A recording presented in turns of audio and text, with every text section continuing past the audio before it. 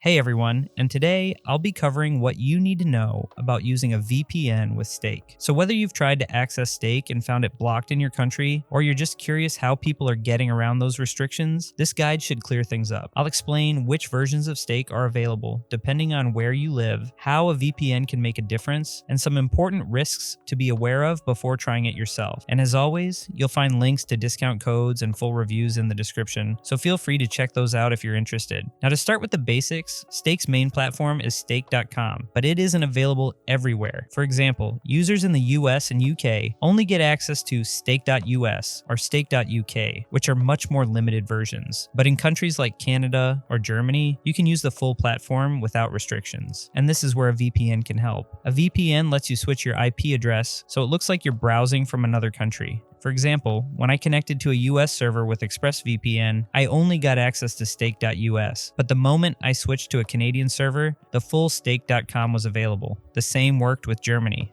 The process is pretty straightforward too. Just open your VPN, pick a country that allows access, connect, then refresh the site. Now, even though this sounds like a simple workaround, there are some real risks involved. Using a VPN to access Stake can violate their terms of service, and that means your account could be flagged or even banned. One of the biggest hurdles is KYC, or Know Your Customer Verification. At level 1, Stake may only ask for basic info like your name, date of birth, and address. But at level 2, which is often required, you'll need to provide a government ID and a proof of address. If the country on your ID doesn't match the country of your VPN IP, that's an easy red flag. And in the worst case, it can lead to losing access to your funds. So while VPNs do work to get around access restrictions, the risk is always there if Stake decides to enforce their checks. So if you do decide to use a VPN with Stake, choosing the right provider makes a huge difference. Out of all the options I've tested, ExpressVPN, NordVPN, and Surfshark are the top 3 for this purpose. ExpressVPN is the easiest to use and has some of the most reliable connections. It runs on over 3,000 servers in more than 100 countries, including Canada and Germany, so you'll have no problem finding locations that work with Stake. Their Lightway and WireGuard protocols are fast, with only about an 18% drop in speed, and you also get obfuscated servers to help hide VPN usage. Plus, Express has a proven no-logs policy, verified by independent audits, and even tested in real-world cases where servers were seized and nothing was found. It allows up to 14 simultaneous connections, depending on the plan you choose, which is enough for most people out there.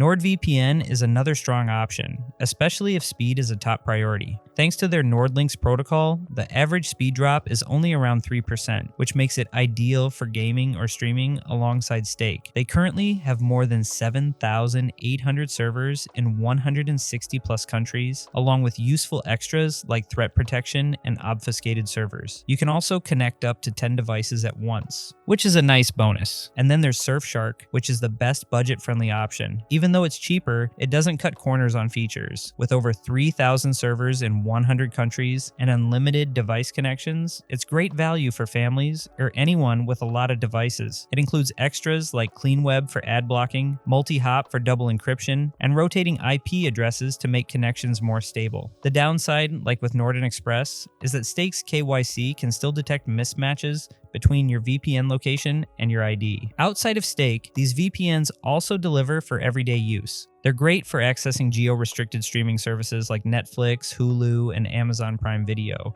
They support torrenting with no bandwidth caps, and they all include kill switches to prevent leaks if your VPN disconnects.